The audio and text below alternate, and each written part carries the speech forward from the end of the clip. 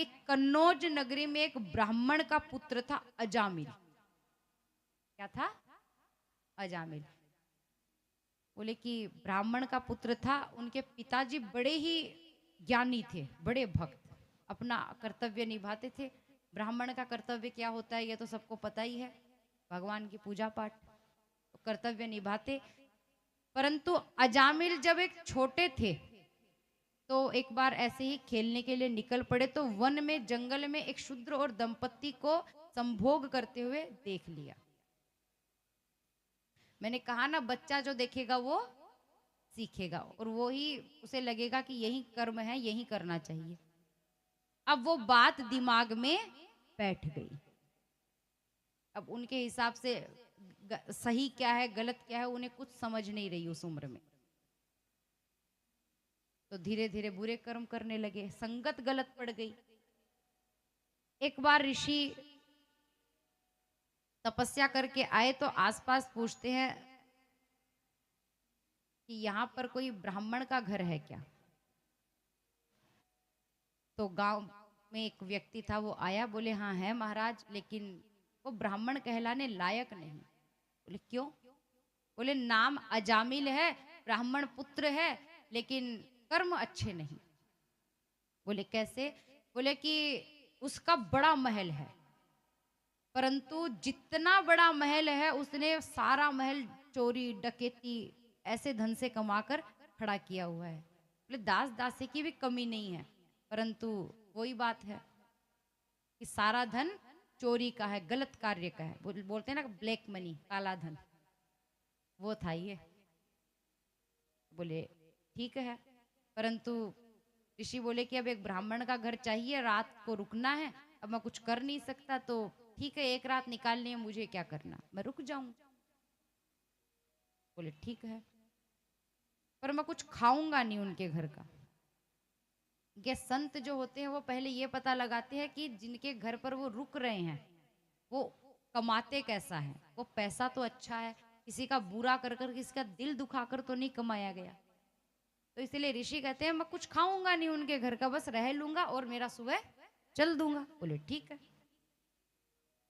अब ब्राह्मण देवता महल की ओर आए, एक कमरा मिल सकता है? तो बोले कमरे की तो कोई कमी नहीं है, महाराज से पूछ कर आते हैं। अजामिल के पास दास आया, बोले महाराज एक ऋषि संत आए हैं, बोले कमरा दे दो, तो रात को रुकना है। तो अजामिल ने कहा कि एक कमरा देना है, दे दो, मुझे क्या करना है, रुक जाएंगे, रात को सुबह निकल जाएंगे, इतने कमरे पड़े हैं। बोले ठीक है।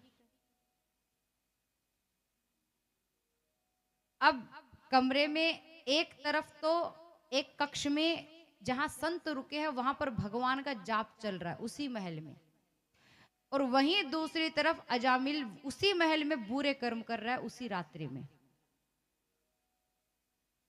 सुबह हुई तो ऋषि जब रात को बैठे थे और आंखें बंद की थी, तो सुबह होते ही उनकी ध्यान जब खुला तो उन्हें एक दृश्य दिखा। दृश्य ये दिखा कि अजामिल बचपन में कैसे गलत राह पर आए। तब ऋषि को मन में संदेह कुछ नहीं था कि ये कोई जानबूझकर नहीं है, इसे समझ ही नहीं थी, इसे कोई ज्ञान नहीं देने वाला था, इसीलिए बच्चा गलत राह पर आ गया। तो ऋषि जब सुबह उठे तो उन्होंने ठान लिया कि मैं कैसे भी कर कर इसका कल्याण कर दूं, क्योंकि इसने आज तक जितनी गलतियां की है वो अनजाने में की है, इसे कोई बताने वाला नहीं था सही क्या है गलत क्या है। बोले कि सुबह हुई और अजामिल जी के पास आए, अजामिल को आकर बोले कि चलो मैं चलता हूँ। अजामिल ने बोला हाँ हाँ ठीक है जाओ। संतों पर विश्वास था नहीं, ऋषियों पर विश्वास था नहीं, ध्यान दिया नहीं। ऋषि बोले मैं तुमसे कुछ मांगना चाहता हूँ, तुम दोगे क्या? बोले हाँ बोलो क्या चाहिए, कमी नहीं है अपने पास, जो मांगना है मांग लीजिए। बोले कि तुम्हारी पत्नी जो है वो अभी गर्भवती है ना? अजामिल बोले हाँ। बोले मैं चाहता हूं कि उसकी जो संतान होगी वो पुत्र होगा, तो तुम उसका नाम रखो नारायण। अजामिल बोले नाम ही तो ठीक रख दूंगा, जाओ आप, मैं वचन देता हूं नाम नारायण रख दूंगा, ठीक है जाइए। मतलब नहीं था कि क्यों बोल रहे हैं, क्या बोल रहे हैं, वचन दे दिया तो बस रख देंगे। अब ऋषि तो चले गए। अब यहां पर संतान हुई और जो वो बालक था वो सबसे छोटा था घर में, और सबसे छोटा जो होता है वो घर में होता है सबसे लाडला। पिता का भी लाडला होता है घर में, चाहे कोई भी हो, पुत्री हो या पुत्र हो, सबसे लाडले होते हैं वो। तो नारायण था सबसे छोटा। अब जो अजामिल राजा था उसको दिन भर अपना पुत्र छोटा वाला ही दिखता, नारायण नारायण नारायण नारायण। तो पापी भी अगर नाम रटने लगे तो देखिए क्या प्रभाव होता है। अब उठे तो नारायण, बैठे तो नारायण, खाए तो नारायण, सोए तो नारायण, नारायण नारायण नारायण नारायण। समय बीता धीरे धीरे, अंत समय पास आया।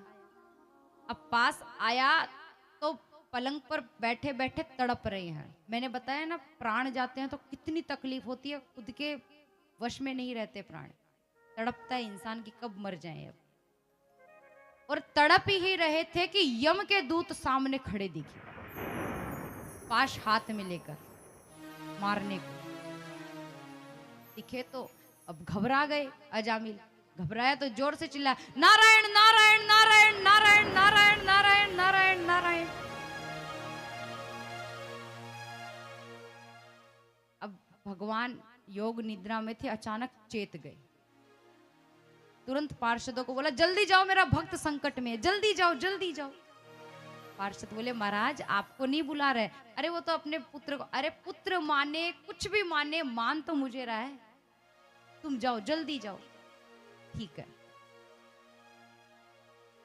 अब जैसे ही पार्षदों को दूतों ने देखा, यम के दूत वहां से भाग गए, भाग कर गए यमराज के पास। बोले, महाराज ऐसी ऐसी बात है, हम तो गए थे लेने के लिए, पर वहां पार्षद पता नहीं क्यों गए, वो तो पापी है। अब भगवान के पार्षद हैं, उनसे कुछ बोलने की हमारी क्षमता भी नहीं है, क्या करें। तब यमराज कहते हैं, ठीक है, एक काम करता हूं, मैं जाता हूं प्रभु के पास। प्रभु के पास गए, उनकी स्तुति की कि हे प्रभु, आप मुझसे बात करने के लिए अपनी छवि दिखाइए। तब भगवान उनको दिखे।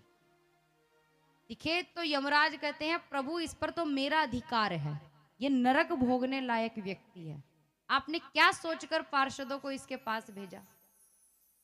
भगवान बोलते हैं, ये पापी नहीं हो सकता, इसने मेरा नाम लिया है। ये कितनी जोर जोर से चिल्ला रहा था, नारायण नारायण नारायण। तो ये अब मेरा है, ये तुम्हारा नहीं है।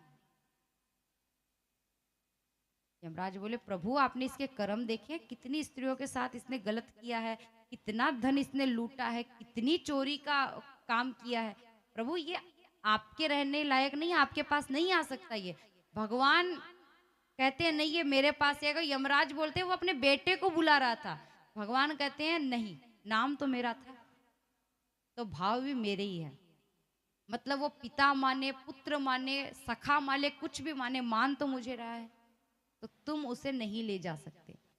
इस प्रकार यमराज और यमदूत अजामिल को छू भी नहीं पाए, ले जाना तो दूर की बात है। अब समय बीता। अब देखिए, अजामिल को सच्चाई दिख चुकी है, सच क्या है, कर्म का बंधन क्या होता है। इसके बाद समय बीतता है तो अजामिल सब कुछ छोड़ देता है, महल, पत्नी, बच्चे, रिश्ते नाते। जब फिर से जीवन दान मिला है तो अजामिल कहता है कि मैं अब भगवान को पाना चाहता हूं, क्योंकि मैंने हकीकत देख ली है, अब मुझे कुछ नहीं चाहिए। तो संसार के मोह त्याग कर हरिद्वार में देव मंदिर में बैठकर भक्ति करते हैं, ऐसा भगवत जी में वर्णन है। इसके बाद अंत समय जब आता है तो उन्हें पता चल जाता है, तो गंगा जी में खड़े होकर भगवान को याद करते हुए तपस्या करते हैं। साक्षात भगवान का रथ पार्षदों के साथ उतरता है और उन्हें वैकुंठ धाम की प्राप्ति होती है।